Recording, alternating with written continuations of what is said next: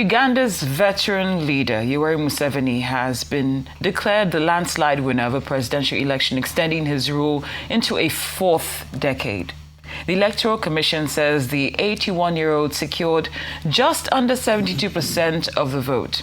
His main challenger, pop star turned politician Bobi Wine, received 24%.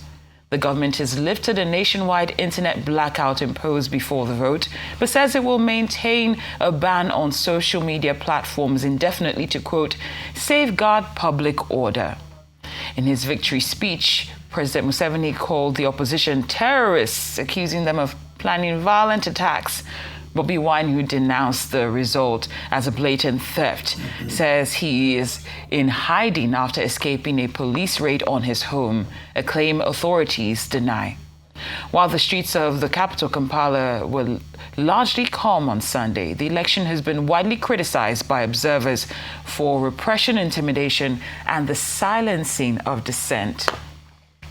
Well, for a review of the just concluded electoral process in Uganda, where 81-year-old President Museveni won a record 7th term in office, and an analysis of how the sit-tight syndrome in Africa is impacting the growth of democracy in the continent, Arise News analyst and my bestie, Mr. Dayo Sobowale, joins us now. Right. Good afternoon, Mr. Sobowale. Many thanks for being here. Like we saw the reaction from the observers, there was condemnation, saying there was suppression and dissent.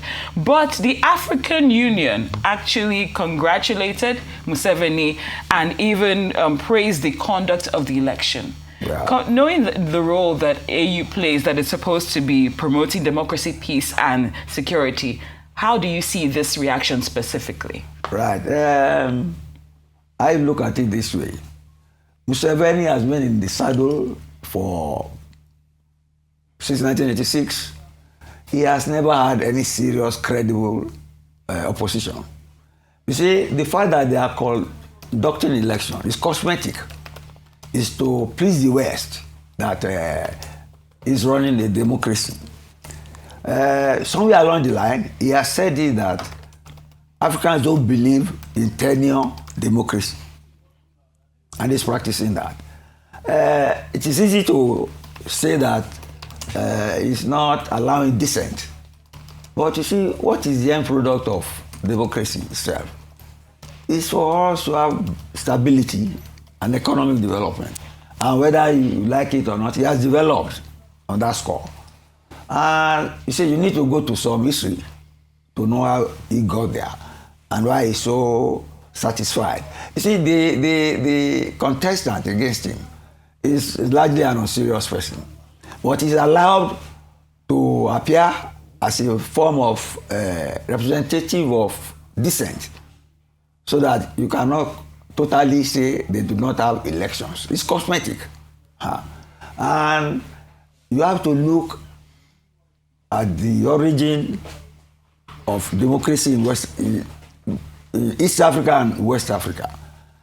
Over the weekend, our vice president went to Guinea-Conakry, a military man who took power by force 2021.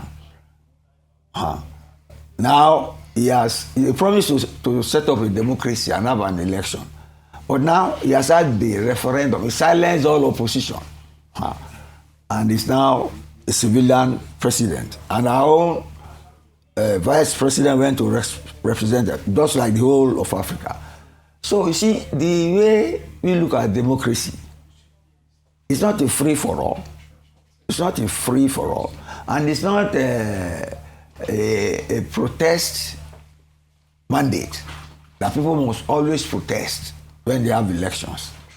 I'm not saying he has had a flawless election. He has always had it. And he has always put one comedian of an opposition to give the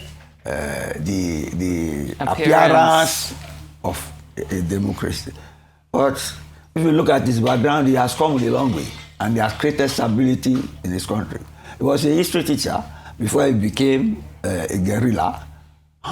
He was among those who sent Idi Amin packing together with Julius Nyerere that is in East Africa. See Tanzania, we have Nyerere established a one-party state, a socialist state. There's a woman there now who has had a worse election than Museveni, and she has jailed people.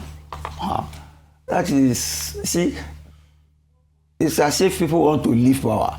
But when you look at the peculiarities of each government, you will see that the lure for power is there. But the practice of democracy, they has not been that easy to follow according to the textbook. You get me? Yes. That there must always be dissent. But see, what we have copied, at least for now, is protest democracy from the West. And even in the West, the form of democracy they handed over to us is shifting.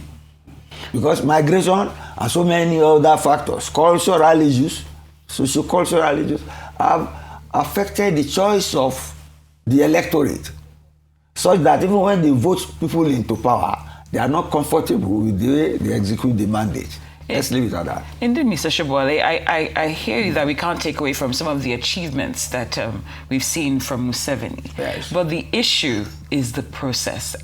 The fact he has been in power longer than I've been alive, Mr. Sobowale. But he has been doing it successfully. Yes, successfully. But you know, you mentioned that he said that Africans don't believe in tenure democracy. Yes. That's a very wrong precedent to set for other African nations. That's one. Then two, he said he's not had any serious credible opposition. Is that the case, or has he ensured that he has suppressed the opposition? Whatever the case may be, Mr. Sobowale, at the end of the day, this is a dangerous precedent to set for other African nations. And the African Union... This is not a precedent. It is something that is as old, if not older than you. I just confirmed that it's older than me, Mr. Sobowale. The fact that the elections were marred as not being credible. Who said that? Observers. We just read the international. Mr. Sobowale, the list we goes have had on. our own But elections. Who are the observers? The main issue, Mr. Sobowale. Okay, maybe I should put you in the right perspective. One of the observers was our own President Jonathan. Mr.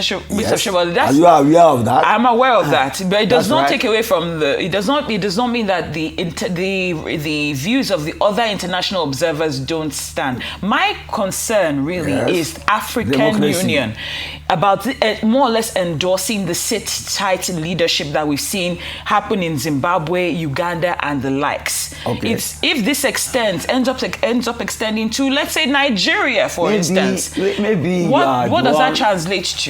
Okay.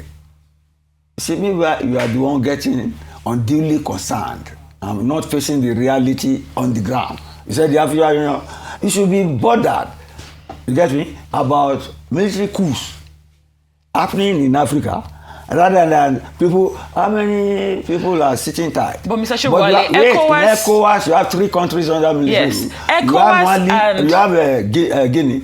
And the reason why did the 3 countries that left ECOWAS have a reason? Because ECOWAS was not being taken seriously. ECOWAS has always been... Their countries had problems. ECOWAS has always been renowned for turning a blind eye to unconstitutional leadership or those that choose to stay in power longer than what is due to them. But they're more vocal when it comes to coups. So I'm saying that if the African Union and ECOWAS... you prefer coups. What are you trying to say? Mr. Sobowale, if you don't understand my question, I never said about preference. I said ECOWAS condemns coups, but says nothing, and even gives the thumbs up, for instance, when it comes to sit-tight rulership. How can someone be in power for 40 years and they're praising the process and the outcome? Please, can I talk now? Yes, you have. ECOWAS is not one country. Yes, ECOWAS and neither is the African Union, 55 countries. It's an association of countries. Get me? If they have a consensus and do what they want to do, you put a gun to their head over that. Look, you face reality. I keep on telling you, we have numerous problems. There is the problem of military intervention. Get me? Which many people want to happen in Nigeria right now. Then there is the problem of the president Ouattara in Ivory Coast. He has amended the constitution. Is there. But he has economic stability. Museveni is there almost endlessly. He has he has scant opposition. And okay, Nigeria, of course, we have our own problems here. But look at Nigeria, you have military coups elsewhere. But our own Chief of Defense Staff was just promoted as a Minister of Defense. That is our own form of stability. And there's economy, even the UN admit, whilst the human rights people are creating Museveni, that there's economic stability and economic growth and political stability. So it's safe what to say, is the end product of democracy? So it's is it democracy for the sake of it, or for the sake of protest gangsterism? So it's safe to say that everybody should do as they like. Every member of the African Union, 55 member countries, everybody should do what suits them. And that is your own understanding. You are talking of sovereign states, not everyone. Sovereign states, Right. sovereign states who are in control of each of their states. Respect that. Okay. Greetings. All right, Mr. Sobowale, thank you for your view on this matter and your time here on Newsday. Thank you. Thank you.